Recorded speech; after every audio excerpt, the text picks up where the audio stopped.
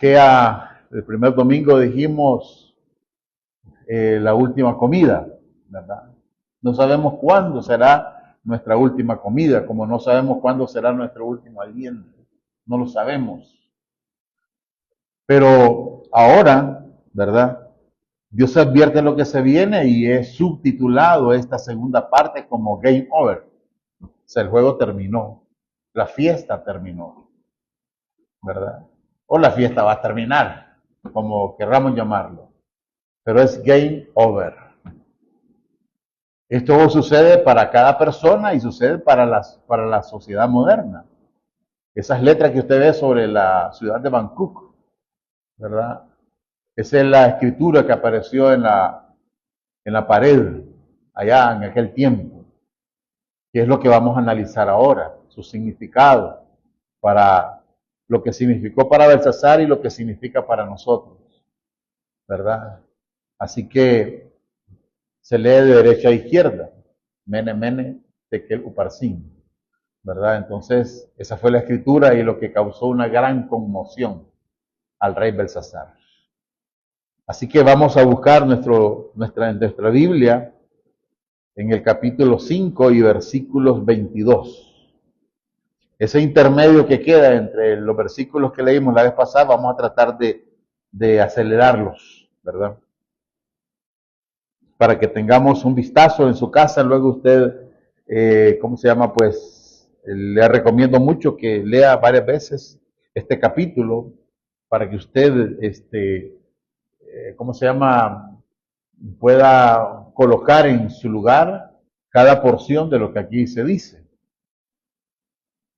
Entonces, game over. Se terminó el juego. Muy bien, verso 22.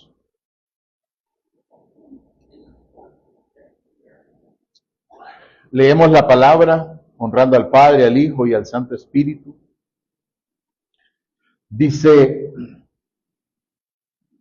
pero tú, su hijo Belsasar, no has humillado tu corazón al saber todo esto, sino que contra el Señor del cielo te has ensoberbecido.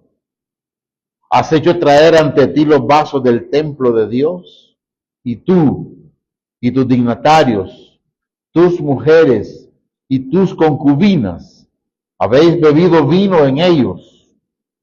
Además, has dado alabanza a dioses de plata y oro, de bronce, de hierro, de madera y de piedra, que ni ven, ni oyen, ni saben nada. Pero nunca has honrado al Dios en cuya mano está tu vida y de quien son todos tus caminos. Por eso ha venido la mano que ha trazado esta escritura. Y la escritura que ha sido trazada dice, Mene, Mene, Tekel, Uparsin. Esta es la interpretación del asunto. Mene, ha contado Dios tu reino y le ha puesto fin. Tekel, pesado ha sido en balanza y hallado falto. Uparsin, tu reino ha sido roto y dado a los medos y a los persas. Entonces, Belsasar mandó vestir a Daniel de púrpura, poner en su cuello un collar de oro y proclamar que él era el tercer señor del reino. La misma noche fue muerto Belsasar, rey de los caldeos, y Darío de Media tomó el reino cuando tenía 62 años. Padre, bendice esta palabra, Señor, danos la sabiduría para poder avanzar sin perder detalle de ninguna cosa que haya aquí de importancia para nosotros. Y glorifícate, Señor. Glorifícate a como suele ser tu costumbre. Gracias, Dios, en el nombre de Jesús. Amén y amén. Estamos tan acostumbrados, hermano mío, a escuchar de la bondad de Dios, de la misericordia de Dios, ¿verdad? Lo cual está contenido en una expresión de la Biblia, ¿verdad? En la expresión Yahweh Elohim, la expresión Yahweh, ¿verdad? Aparece en la Biblia en Génesis 3:14, Éxodo 3:14, cuando el Señor se presenta a Moisés y Moisés le dice, ¿cómo he de decir al pueblo que te llamas? Y él le dice, dile, yo soy el que soy, el autoexistente. Y dice, y este será mi nombre para siempre. Entonces, a partir de Éxodo 3:14, aparece, digamos, en la Biblia, la historia del nombre, el impronunciable, ¿verdad? Eso trae consigo, porque cuando hablamos de pacto, hablamos de Yahweh, hablamos de este nombre, del Eterno. Trae consigo la opción del pacto, de la misericordia. Pero estamos tan acostumbrados a ello que olvidamos el otro concepto. Si el Señor del pacto aparece en Éxodo 3:14, entonces, ¿y antes qué era? ¿Okay? Bueno, dice la Escritura, Génesis 1:1, en el principio creó Dios los cielos y la tierra. En el principio era Dios, era Elohim, ¿verdad? El Dios de justicia, el Dios creador, el Dios que puso las leyes del universo para que girara, digamos, de una manera tal que los científicos hoy se quedan asombrados de ver tanta, ¿cómo le dijera? Se llama el ajuste fino. Es una cosa tan increíble que si variamos una sola de las variables en tan solo una milésima, el mundo sería un caos, no existiría lo que nosotros conocemos. Las cuatro grandes leyes de la materia, ¿no? ¿Verdad? La gravedad, la fuerza nuclear débil, la fuerza nuclear fuerte, ¿verdad? Y la termodinámica. Son las cuatro leyes Si usted varía una milésima o quizás una millonésima de esas leyes, el mundo desaparece. Ese es Dios, ese es Elohim. Entonces, estamos tan habituados a ceñirnos a la misericordia de Dios y nosotros como iglesia podemos hacerlo. Sin olvidar que Él es Dios de justicia, ¿sí me entiende? Entonces, ese Dios maravilloso, misericordioso y clemente, y ciertamente lo es, también es el Dios de justicia. Pero el mundo se enreda porque toma a Dios y lo toma en su mente, lógicamente. No podemos sacar a Dios del contexto porque no podemos sacar a Dios de este espacio, por ejemplo. Dios ocupa todo el espacio. La palabra dice que los cielos de los cielos no pueden contener a Dios. Y dice, ¿a dónde huiré de tu presencia? ¿Se acuerdan? Si voy al mar, si voy aquí, si voy allá, ahí estás tú.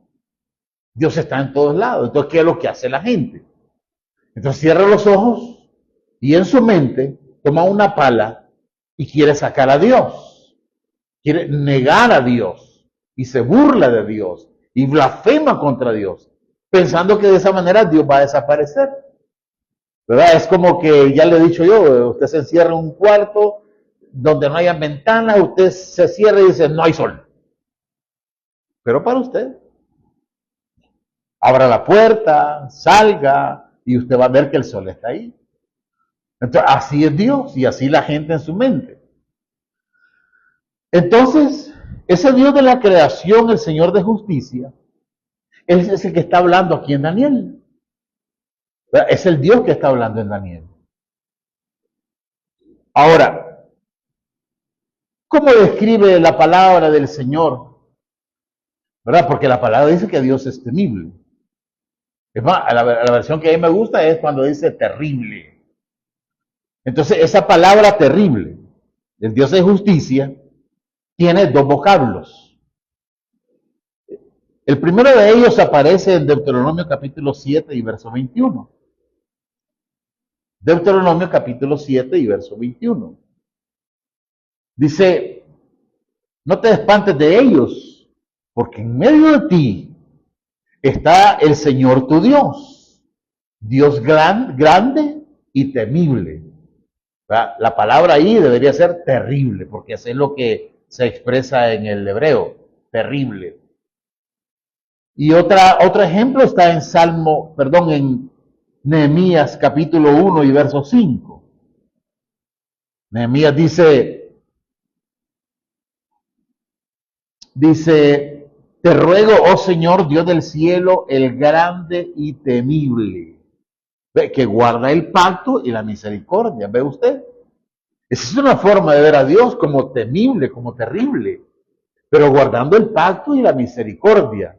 Es la opción que nosotros solemos usar en la iglesia. Y que a veces a nosotros como iglesia se nos olvida la otra parte. Esta expresión es la expresión en hebreo yaré, que significa espantar, significa temer, significa también maravilloso, asombroso, pero también implica el carácter de reverencia. Cuando nosotros decimos que Dios es terrible, lo reverenciamos, ¿verdad? Y aplicamos nuestra lógica, nuestro sentido común, venimos al templo a adorar a ese Dios, no solamente porque es terrible, sino porque guarda el pacto y la misericordia. Y no hemos sido consumidos precisamente porque es el Dios de pactos, el Dios de misericordia. Ahora, pero hay otra expresión, ¿verdad? Que eso aparece en el Salmo 89:6, ¿verdad? Dice, en el 6 dice, ningún Dios, nadie en el cielo puede compararse a ti, Señor. Déjeme explicarle, hacer un paréntesis ahí, que la palabra Dios es un título, no es un nombre, es un título. Entonces la palabra Dios en mayúscula se refiere a Dios. Pero como aquí, en la palabra 89:6 dice, entre los hijos de los poderosos. Esa es una manera de expresar el título de Dios como poderoso, ¿verdad? Entonces, por lo tanto, cuando nosotros venimos y ejecutamos bien, le decimos al Señor, ¿verdad? Que Él es Dios también. En la Biblia se refieren dioses a los reyes, a los príncipes, a los poderosos, son dioses. Ahora bien, en el verso 7 de ese salmo, dice así. Voy a leer esta fracción, ¿verdad? Se me olvidaba, en la versión Dios habla hoy, porque me pareció como más explicativa. El verso 7 dice, Dios grande y terrible, rodeado de seres celestiales. Es decir, ahí nos abstraemos de Dios, lo sacamos de la tierra y nos vamos al cielo. La primera expresión, yaré, es la expresión del Dios aquí en la tierra. Esta segunda expresión es la expresión de Dios en el cielo. Esa expresión, ¿verdad? Es aratz, que significa castigar, quebrantar, desmayar y significa también terrible. ¿Cuál es la diferencia entre ambos términos? En que uno, el castigo, el quebrantamiento, el desmayo viene a partir de un juicio que Dios ejecuta. Y ahí, en medio de seres celestiales, cuando usted lee aquí, Dios muy temido en el Consejo de los Santos, es exactamente esa expresión.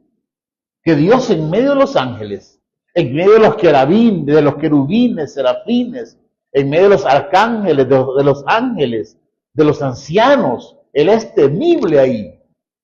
Porque Él está presidiendo la corte celestial. Y ahí lo que se desprende es puro juicio, ¿verdad? De hecho, delante de Dios no hay nadie puro. Dice la palabra que aún los cielos no son puros delante de Dios.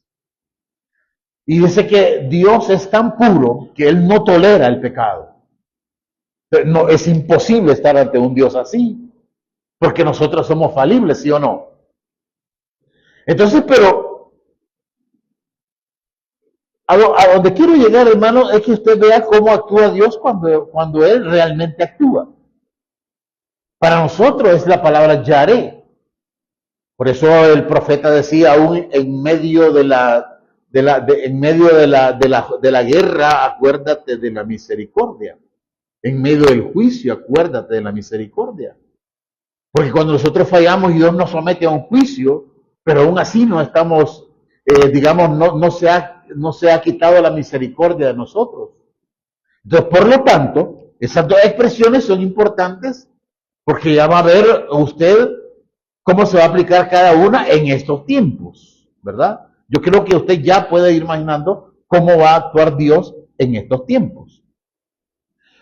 Así que el Eterno puede infundir terror en medio de su manifestación, pero que esta manifestación se acompaña de misericordia. Pero también puede meter terror durante los juicios. Son cosas completamente distintas. El terror que causa Dios en nosotros nos lleva reverencialmente a humillarnos delante de Él. El terror del mundo lleva a querer sacar a Dios de su mente y pretender vivir una vida como si Dios no existiese. Por eso no se olvide que el título de esta segunda parte es Game Over, cuando Dios actúa y ya no hay más oportunidad. Hace poco una persona que estuvo con nosotros hace algún tiempo hablaba con mi esposa y le decía a ella, mire, le decía, es que yo sé que el Dios de Mizcán es real, del templo de santidad. Y ya nos contó una cosa que ha estado atravesando, pero he visto la misericordia en medio de este proceso. Y es lo que le contaba a ella. Es que yo sé que Dios es real. ¿Y por qué no está aquí? No lo sé. Pero lo importante de esto es que ella, aún fuera de la iglesia, es receptora, ¿verdad?, de la misericordia, de la gracia, ¿verdad?, del poder de Dios, aún no estando con nosotros, pero lo conoció aquí. De hecho, aquí la bautizamos. Ahora bien, la tierra no debe olvidar, y nosotros nunca debemos hacerlo, que Dios es paciente. Yo sé que usted sabe que Dios es paciente. Que no nos destruye inmediatamente, ¿verdad? Sino que Dios trabaja con paciencia. Romanos capítulo 2 y versículo 4 nos habla de que el regalo de Dios hacia nosotros es la paciencia. Dice, este pasaje lo leo en la Nueva Biblia Viviente para que se entienda mejor, ¿verdad? Porque ahí dice, o tienes en poco las riquezas, ¿verdad? Dice, ¿no te das cuenta de que por las riquezas de su generosidad, bondad y paciencia, ha estado aguardando sin castigarte para darte tiempo que te apartes del pecado? ¿Se da cuenta? Me gustó esta expresión. Aquí dice, ignorando que la bondad de Dios te guía al arrepentimiento. Es la paciencia, ya aparece, ¿no? Tolerancia y paciencia. En otras palabras, la paciencia de Dios es un regalo para nosotros. Ahora, ¿para quiénes? Para la iglesia, lógicamente. Porque somos los que aceptamos, digamos, la misericordia de Dios. Los que hemos aceptado el sacrificio reconciliatorio de Cristo, somos nosotros. Hemos venido a Él, nos hemos humillado a Él, hemos confesado su nombre y hemos creído que Él fue el pago que Dios vino y ejerció sobre la humanidad para ser nosotros absueltos de nuestros delitos. Ese es un regalo.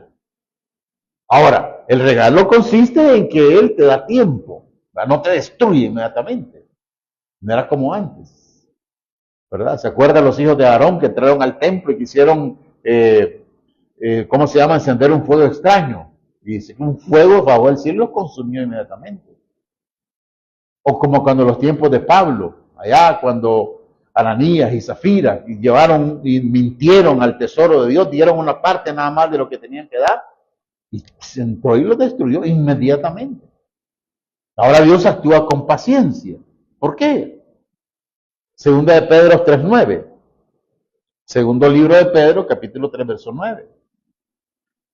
Dice, ese está en esta misma versión que tenemos en pantalla, el Señor no se tarda en cumplir su promesa. Según algunos entienden la tardanza, es decir, la tardanza es que Dios no ha venido. Y alguna gente cree que eso es que Dios se está tardando demasiado. Sino que Él es paciente, otra vez, ¿verdad? Sino que Él es paciente para con nosotros.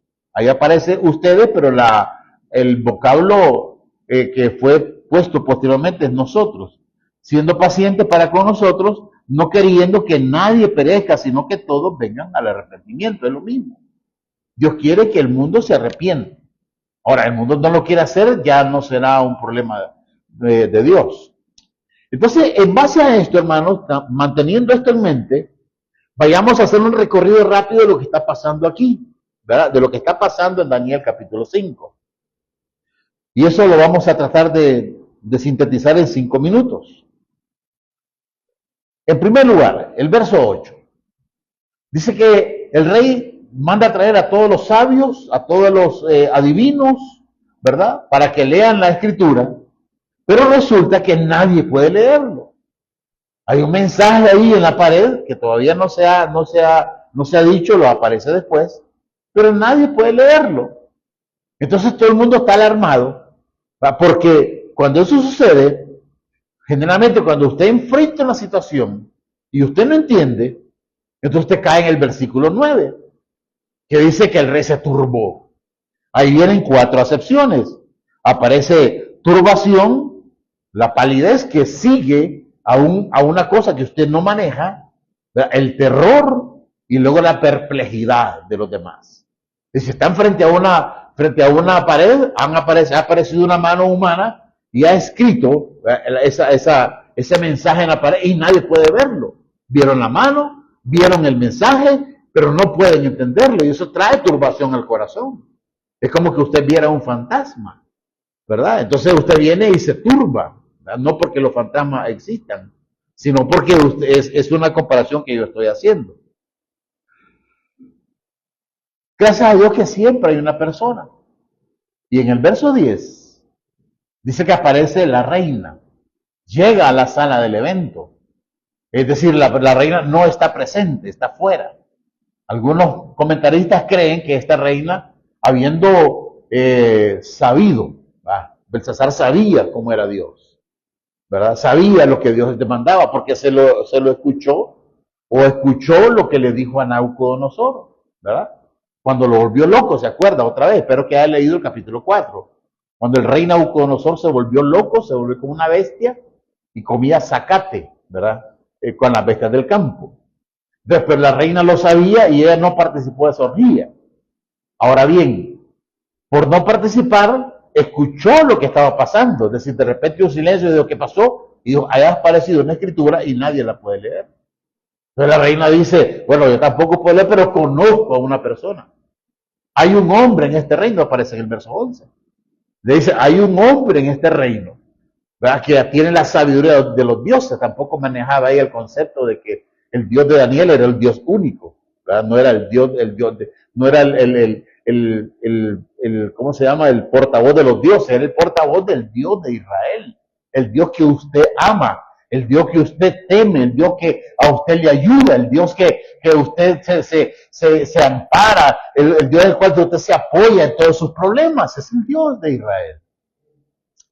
Entonces, esta mujer hace notoria la presencia de Daniel, ¿verdad? Y como usted sabe que cuando no hay respuesta de ningún lado, pues ni modo, el rey le tocó mandar a traer a Daniel. Eso sucede desde el verso 13 al 16, aparece Daniel frente al rey. En el verso 13 aparece que traen a Daniel ante el rey. Y el rey viene y ahí aparece, entre el 13 y el 16, aparece una serie de palabras que el rey está dando, ¿verdad? A Daniel, ¿verdad? Le hace un recordatorio y nuevamente le dice, y le hace un ofrecimiento, eso aparece en el verso 16. Dice, Daniel, si tú eres capaz de leer esto y de interpretarlo, yo te voy a dar 4 cosas, o 3 cosas, no sé cuántas son. En primer lugar, le dijo que le iba a vestir de púrpura. Le iba a dar joyas, es decir, tesoros incalculables. Y tercero, que iba a ser el tercer señor del reino. ¿Por qué el tercero? Porque la Biblia es exacta. El rey de Babilonia realmente no había muerto. Era el rey Nabónido. Pero el tipo vino y se exilió a sí mismo. Se fue a una provincia, ¿verdad? Y dejó a este Belsasar como al mando, como regente. Pero él se consideraba el segundo de Babilonia. El primero era el rey. Este era el corregente, el tercero sería Daniel. ¿Verdad? Entonces Daniel viene, eso está en el versículo 16. Pero aparece una descripción, Daniel, cuando él aparece, le dice, mira, rey, la verdad es que aquí estás todo confundido.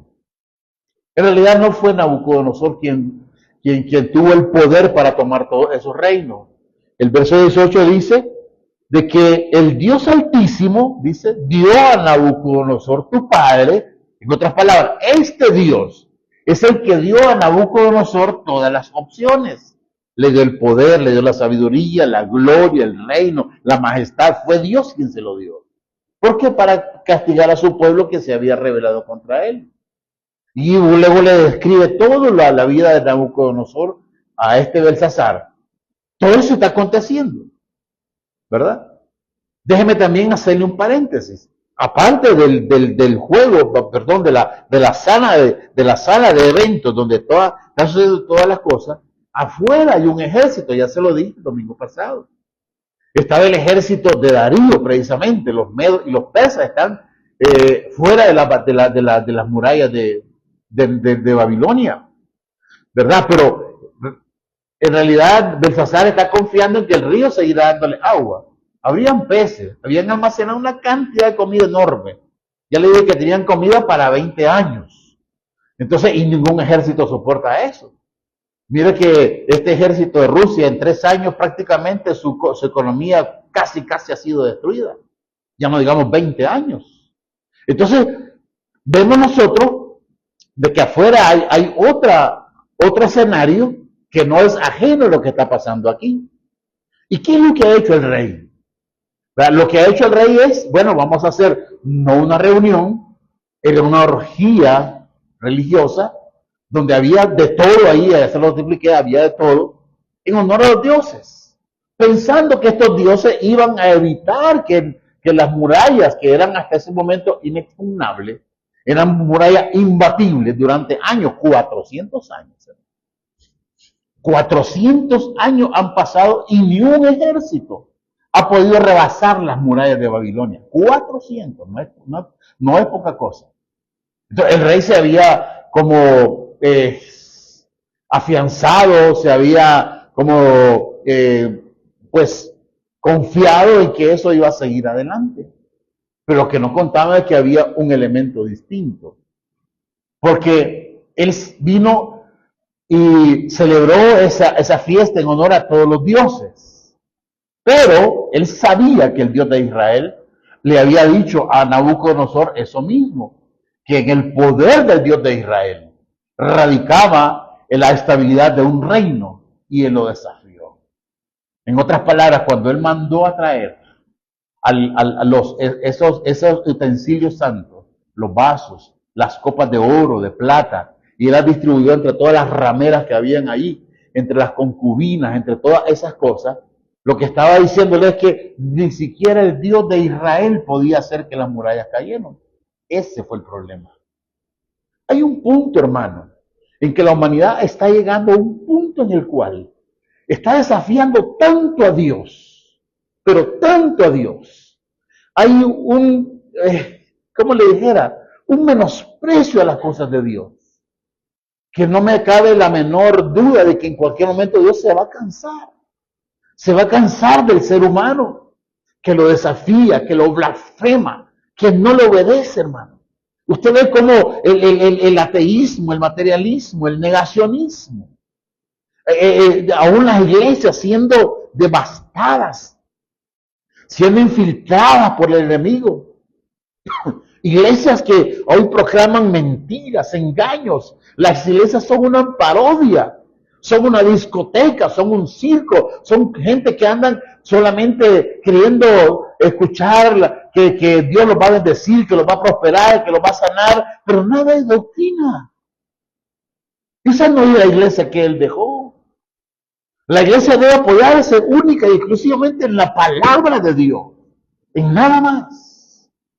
Ningún entretenimiento. Recuerdo que en una iglesia llevaron una vez unos luchadores y estuvieron luchando ahí, como que nosotros trajéramos luchadores, pudiéramos un ring y nos divirtiéramos viendo a los luchadores y se tiraban del púlpito sobre los... O sea, qué increíble, hermano. Increíble. Ya no es Dios el que es que Dios no vino para entretener. ¿Sí me entiendes? O sea, la gente está como turbada con esas cosas. Ahora bien,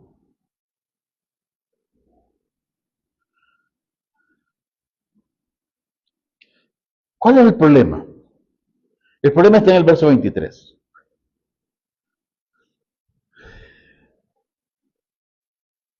Bueno, el 22 dice así, mire. Pero tú, Belsasar, su hijo, no has humillado tu corazón a pesar de saberlo todo. Ese es un problema serio, hermanos. ¿Verdad? Porque este hombre, el rey de Babilonia, sabe todas las cosas, pero aún eso su corazón se ha ensoberbecido. Sino que contra el Señor del cielo, dice el verso 23, te has ensoberbecido. Has hecho, o sea, no pasó desapercibido que él mandara a traer los vasos, ¿verdad? Sino que Dios anotó eso. Y lo dice más tarde. Has hecho traer ante ti los vasos del templo de Dios. Y tú, le dice, tus dignatarios, tus mujeres y tus prostitutas, ¿verdad? Le dice, concubina, pues lo mismo. Habéis bebido vino en ellos. Dios está enojado. Porque lo han desafiado a él. No importa que desafiaran a todos los dioses de la tierra. Porque no existen. No importa lo que hayan hecho. Porque esos dioses de plata, de metales y de todas las cosas, no ven. Así se lo dice. Le dice, has bebido en ellos y además has dado alabanza a dioses de plata, de oro, de bronce, de hierro, de madera, de piedra, que ni ven ni oyen, ni saben nada. El problema no era con los dioses. Aunque hay un problema de idolatría ahí, el problema es que ahora han desafiado al Dios de los cielos, igual que hizo, ¿cómo se llama? Goliat, ¿verdad? No, desafió al ejército de Dios. Ahora mismo el César está haciendo lo mismo y Dios no se queda callado. Y le sigue diciendo, pero nunca has honrado al Dios en cuya mano, Belsasar, en la mano de Dios está tu vida. Y no solamente tu vida, tus caminos también. Eso es lo que ha hecho Belsasar. Ahora,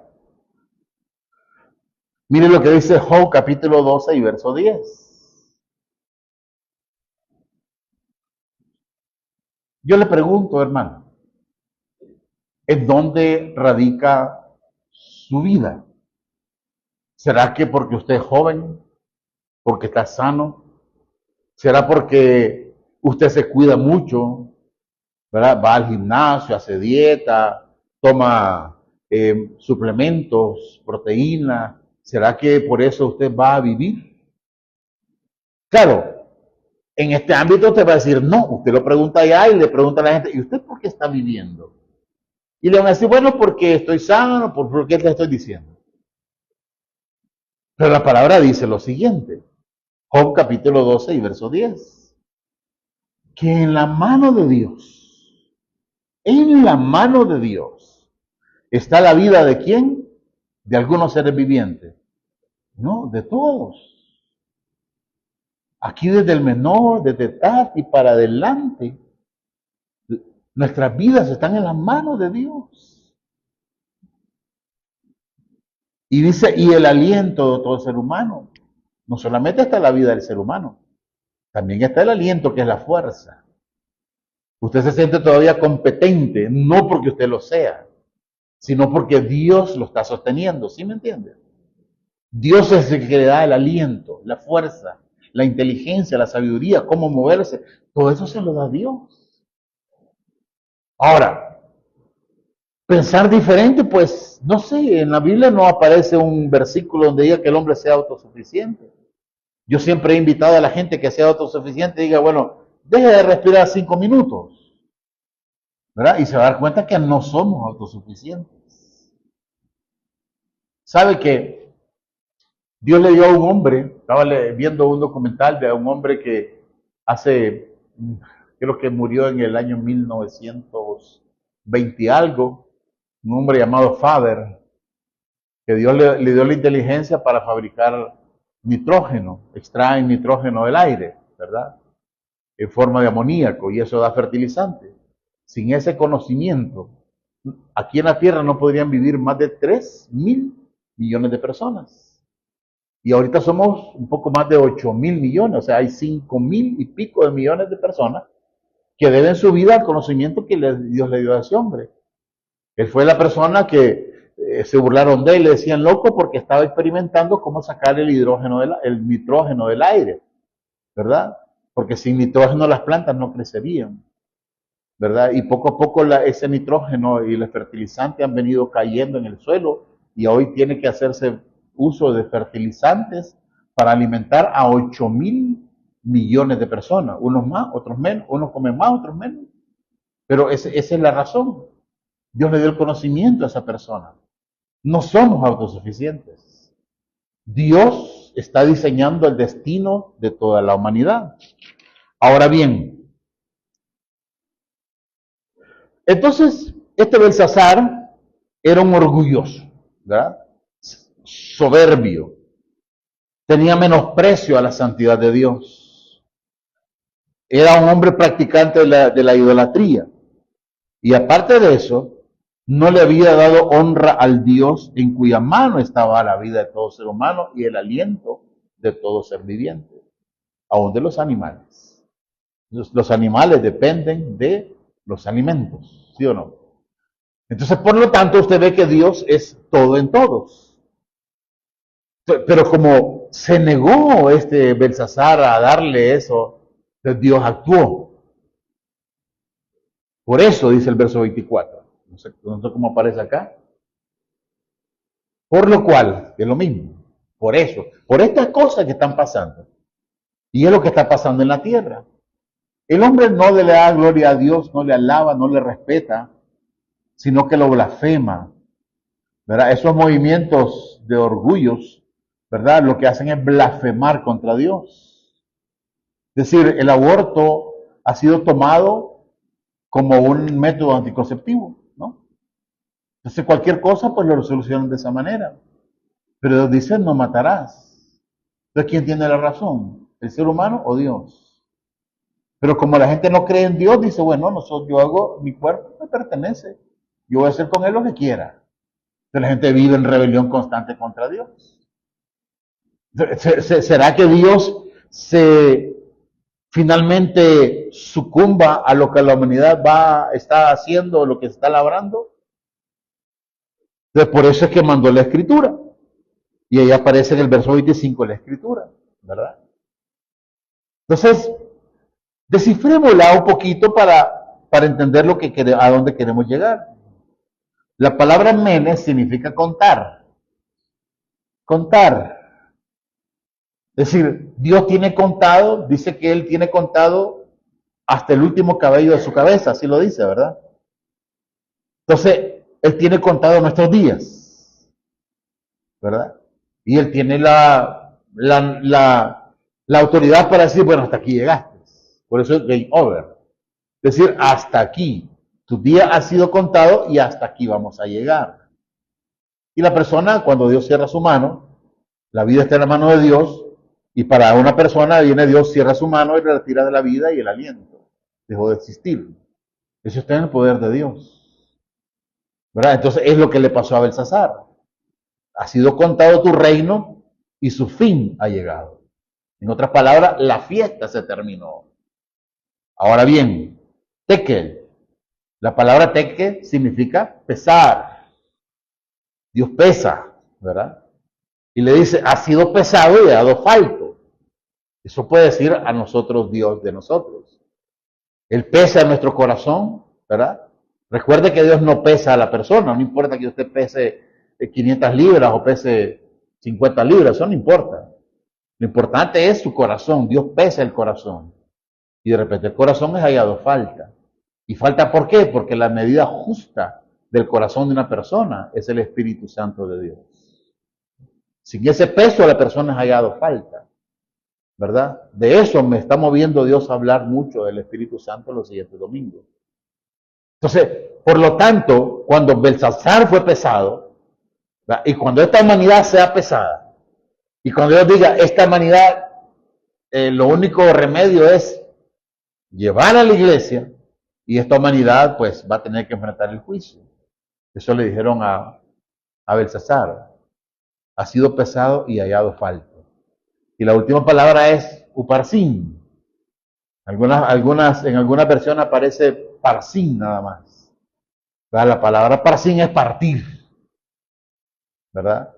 Y también la palabra parsin era la palabra era para la palabra que era para los medos, para los persas, perdón. ¿Verdad? Estaba por entrar a un nuevo imperio y le dice, tu reino ha sido partido y entregado a los medos y a los persas. ¿Cuál fue el problema, hermano? Hasta ahí todo está bien. Dios ejecuta un juicio, envía una sentencia y le dice a este hombre, ¿verdad? Ya leyéndolo en el verso 26, la interpretación es, Mene ha contado Dios tu reino y lo ha puesto a fin, ¿verdad? Bueno, ahí aparece, usted lo lee. Recuerde que a Daniel le habían puesto Belsasar, ¿verdad? Ese era el nombre que le pusieron allí en Babilonia. El problema es que la razón por la cual Daniel había rechazado esa oferta es porque él decía, bueno, si ese reino ya se terminó, ¿para qué quiero un título? ¿Para qué quiero yo una ropa púrpura si lo van a quitar los medos persas? ¿Para qué quiero un título? ¿Para qué quiero joya? De todas maneras me lo van a quitar. O sea, no valía de nada. Es lo que nosotros decimos. Hermano, ¿para qué usted quiere tener $1.000.000 en el banco? Bueno, está bien si lo tiene, estoy de acuerdo, ¿verdad? Pero esta tierra va a llegar a su final, hermanos. Ese dinero no va a servir para nada, ¿verdad? Porque lentamente la tierra va a ir volviéndose a medios menos físicos de dinero, ¿verdad? Y en algún momento a usted le van a quitar el poder para hacer uso de su dinero como usted quisiera. Recuerde que en Apocalipsis, ¿verdad? Dice claramente que nadie podrá comprar ni vender, yo agrego ni trabajar, ni montarse a un bus, ni obtener un servicio de luz, de teléfono, si no tienen la marca de la bestia. ¿Me entiende? Entonces, ¿para qué quiere tener un dinero si usted no va a poder hacer uso de él?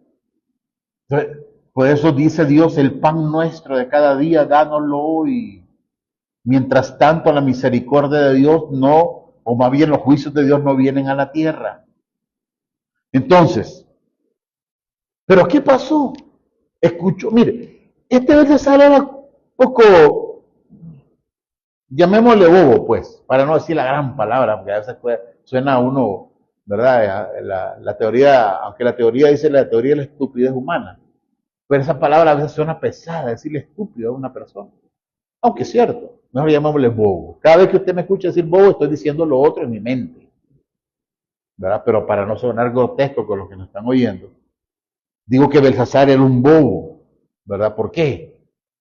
Porque Dios le dice que su reino ha llegado a su fin. Dice que va a ser destruido, ¿verdad? ¿Y qué hizo él? Le valió un sorbete, fíjese. Mandó a traer a Daniel y le puso lo que le prometió y el otro rechazó, se lo puso. Es decir, en otras palabras dijeron, a mí no me importa lo que diga Dios. Aquí que siga la fiesta. Eso literalmente fue lo que dijo él. Como aquella canción de la bala, ¿se acuerdan?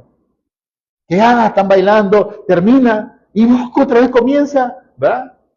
Y luego no ha oído no me va a decir que no ha oído la canción de la bala, ¿verdad? Que en la fiesta ya terminó. Y ¿verdad que así es? Y comienza, no, así, no porque ella lo haya bailado, sino porque así comienza otra vez y pasa una hora y la gente sigue la fiesta y que siga Eso pensaba Belsasar.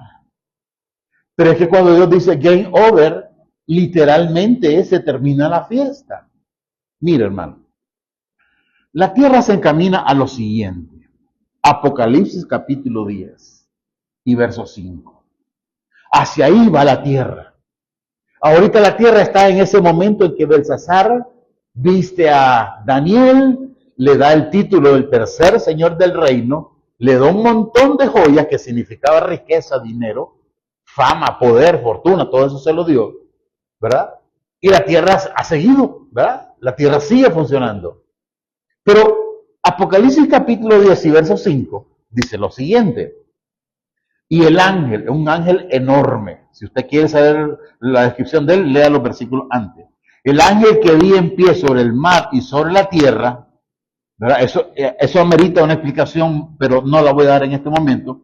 Levantó su mano al cielo, ¿verdad? Ese ángel levanta su mano al cielo y juró por el que vive por los siglos de los siglos. ¿Quién es? Juró por Dios. No juró por otra cosa, sino que juró por Dios.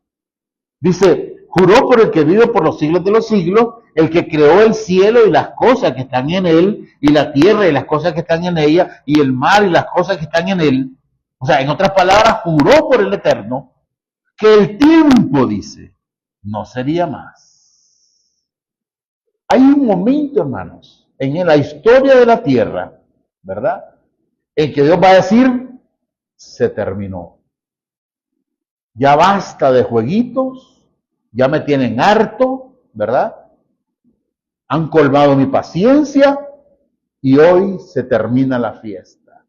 Todos esos movimientos que usted ve, hermano, las construcciones de plazas comerciales, de enormes edificios, la gente que, a mí me maravilla cada vez que la gente dice, en Japón hay tal cosa, y en China, y comienzan a presentar un montón de gadgets, hay un montón de cosas, que autos, que motos que vuelan, que autos que vuelan, y uno dice, wow, pero eso no es nada.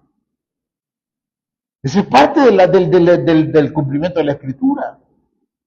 Pero la otra cosa es que hay un ángel que se va a parar en un momento definido, y eso está por acontecer, en que va a levantar su mano y va a decir, se terminó.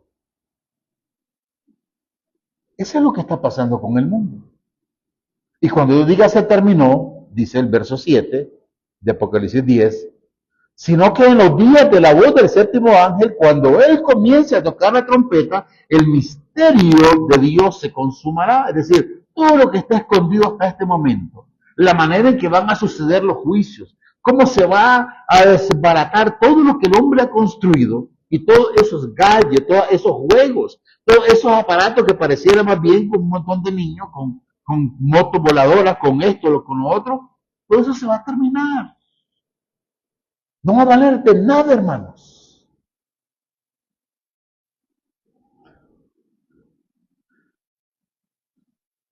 ¿Qué pasó entonces? Verso 30 de Daniel 5.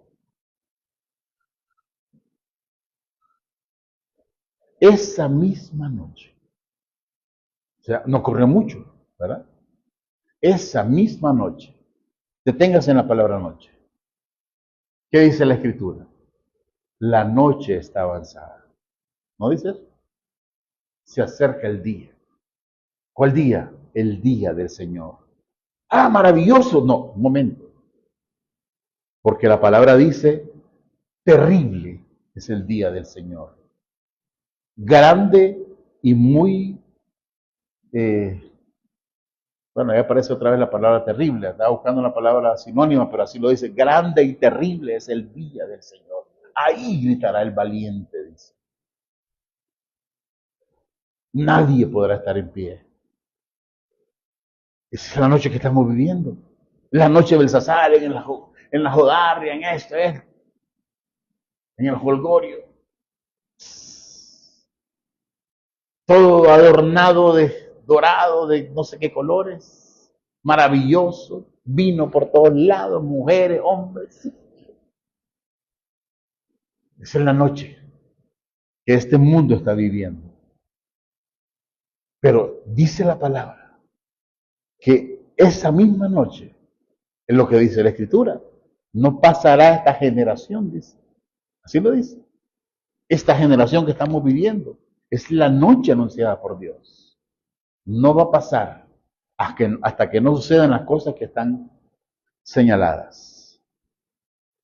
La misma noche fue muerto Belsasar, rey de los caldeos. Y verso 31, y Darío, de Media, el que estaba fuera de la muralla. Hay una maravilla ahí, no se lo voy a decir porque nos tomaría mucho tiempo. ¿Cómo fue que ellos pudieron rebasar aquellas murallas? ¿Usted cree que a Darío le dieron, tenía inteligencia? No, Dios se la dio. La estrategia. Vació el río. Ese río era como una muralla natural, era muy profundo. Entonces Darío vino, vació ese río.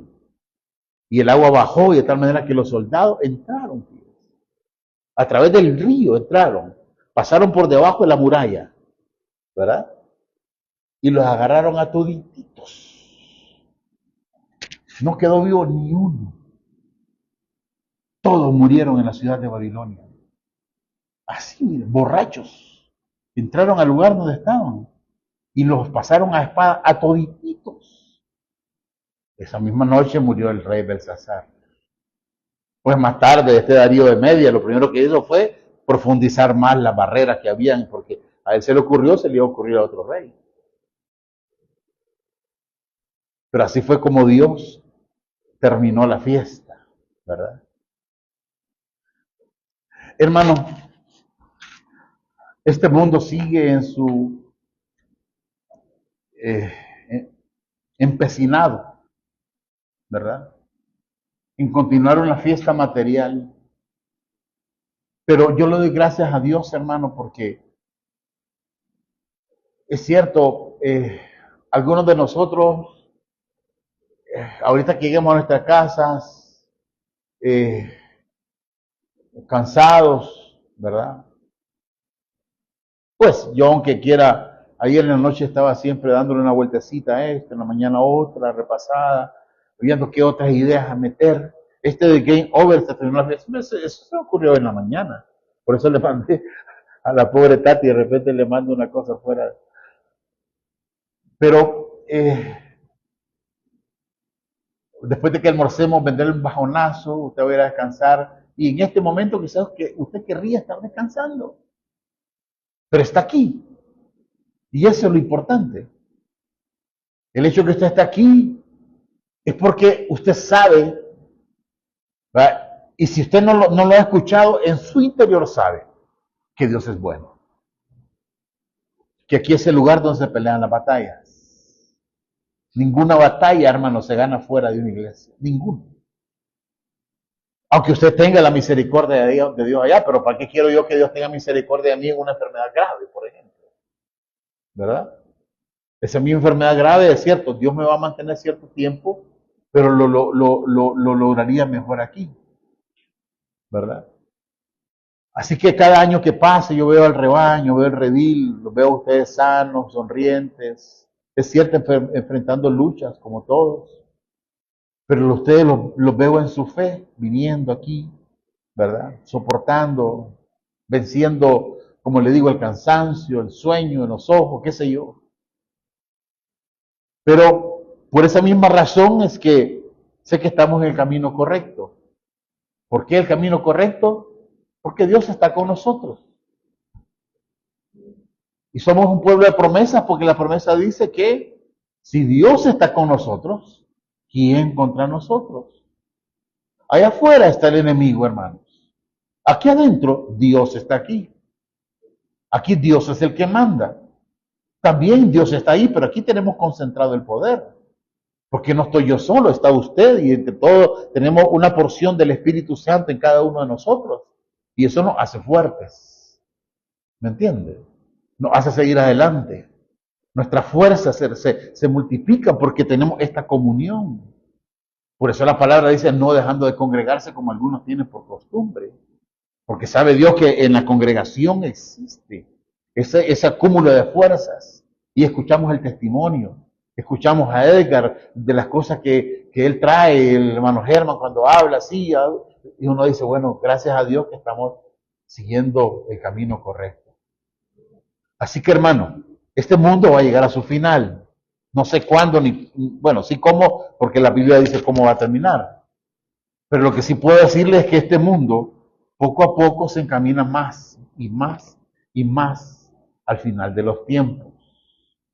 Y después de todo este proceso, cuando Dios diga, no más, usted y yo estaremos en la posición que nosotros hemos anhelado. Entonces usted va a darle gloria a Dios. Porque, hermano, estar aquí es una obra del Espíritu Santo. No crea que es por usted solamente. Dios es el que da el querer como el hacer. Y si Dios lo atrae constantemente aquí, un domingo tras otro, es porque Dios está cumpliendo su plan en usted. Y cuando nosotros escapemos de este mundo, hermano, entonces usted va a reconocer finalmente la grandeza, ¿verdad?, del poder de Dios, que lo va a hacer escapar de todas las cosas que vienen a este mundo. Así que, hermanos, démosle un aplauso al Señor.